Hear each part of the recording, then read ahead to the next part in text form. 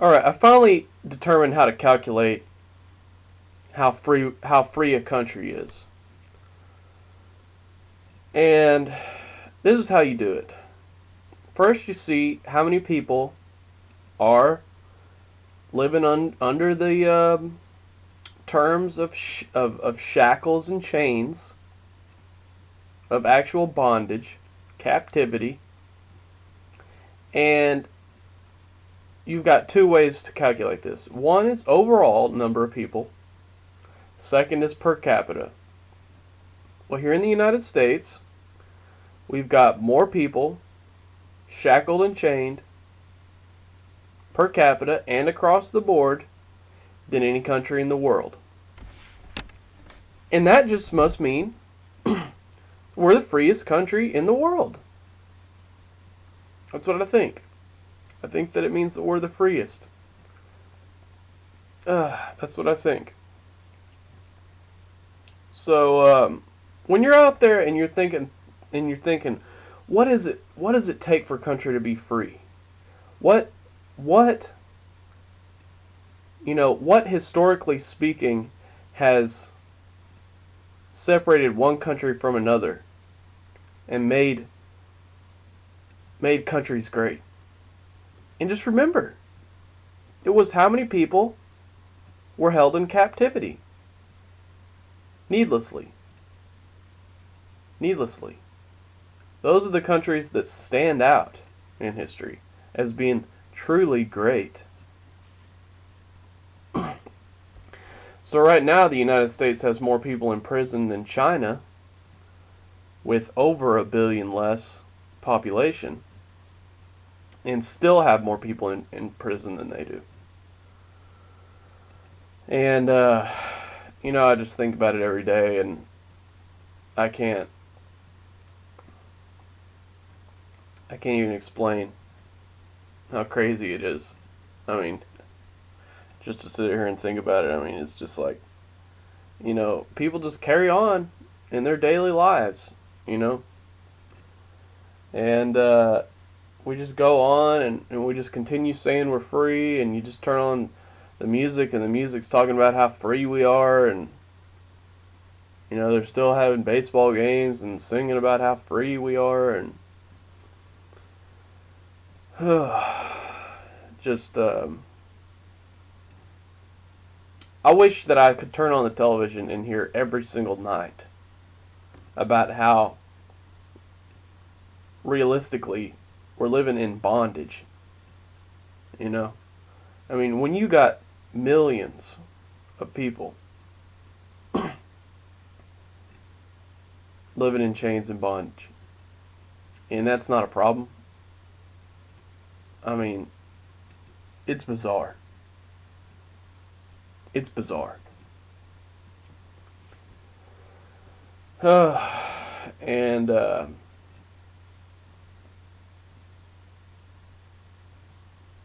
anyways, all I can say right now is, I can go through the numbers with you. United States, okay, we've got more people in prison than any country in the world, by far.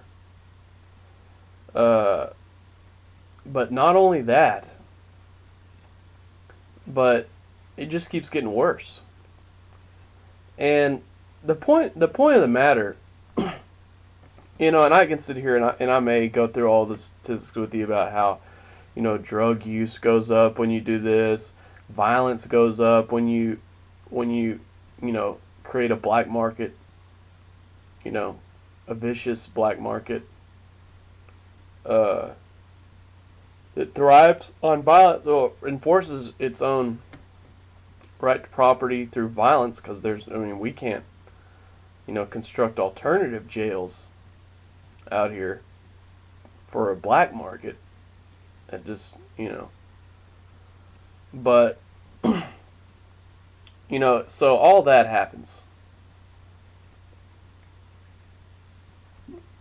But the point of the matter is that you can never arrest enough people on the face of this planet to eradicate drugs. It's just never gonna happen. It's never gonna happen.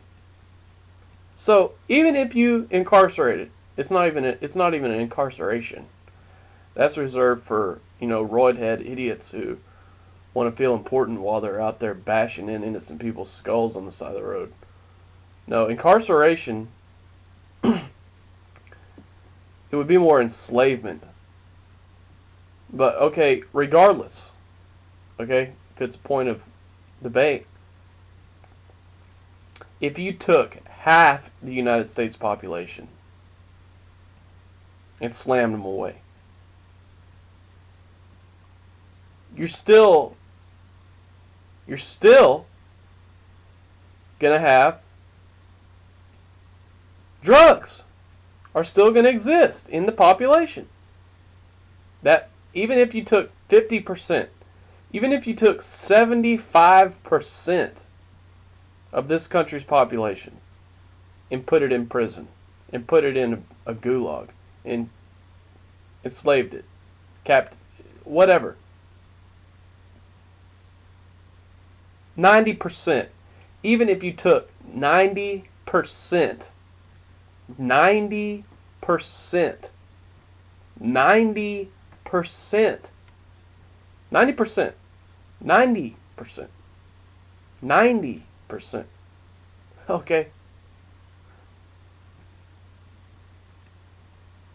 you still couldn't eradicate the drugs.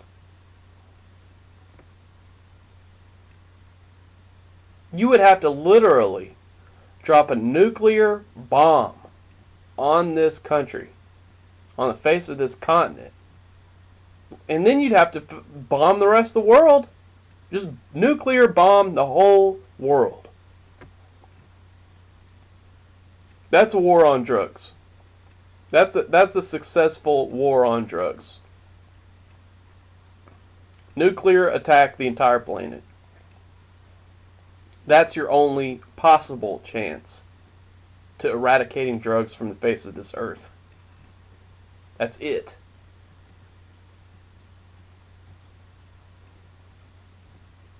So all this does is enslave people. Okay? That's it. That's it.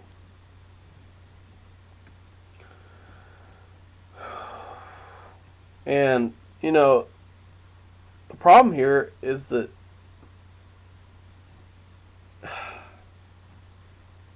man, I just hope I can get the message across to some people out there. Enslavement is bad enough. I would go into the mass homicides and the drug cartels that just literally take tourist vans and just pull them off on the side of the road and then drag them into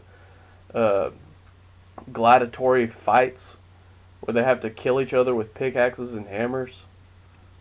I've actually read articles about that where, isn't that like bad enough, or just people that just do drive-by shootings? I mean, any given day of the week, somebody's getting killed over some drug,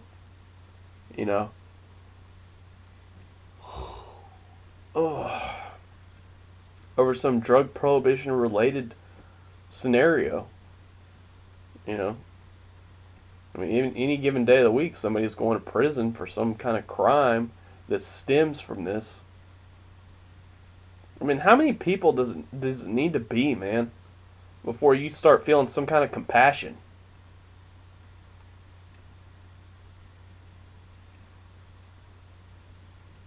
I mean, how many people? Does it got to get down to the point where you got to show clips of people who go down to Mexico to get their teeth fixed and then just disappear, and then show their parents crying and grieving? I mean, is that what it takes? Is that what it takes? Is that where you're... I mean, because it seems like a lot of people out there, oh, those druggers, just take them away. So you know that you don't have any compassion on somebody who, is just living their life, maybe making a few mistakes along the way like everybody else. Not everybody eats healthy food.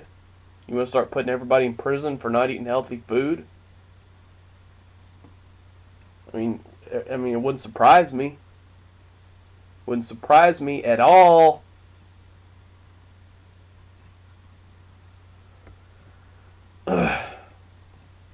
So, I mean, it's just, there is no compassion. That's what I'm trying to say. There is no compassion. You can hardly expect any from any of these people that, I encountered. And,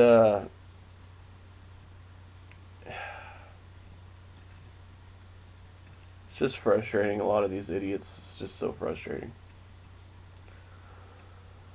Oh. Anyway.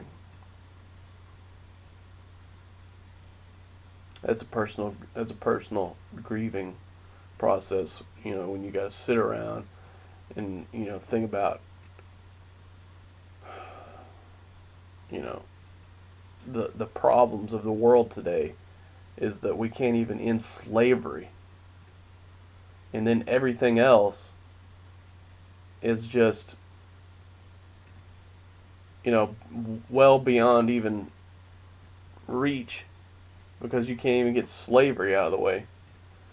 And I was listening to one guy the other day, and he's basically saying, I can't remember the term he used, but it's basically like the indicator of who's in control. If we can take you away for marijuana, if we can enslave you for drugs over possessing something that's totally out of our reach, period.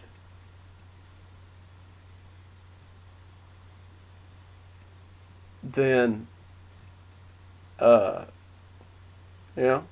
everything else. If enslavement can be conducted in broad daylight, how much accountability do you really expect from your government?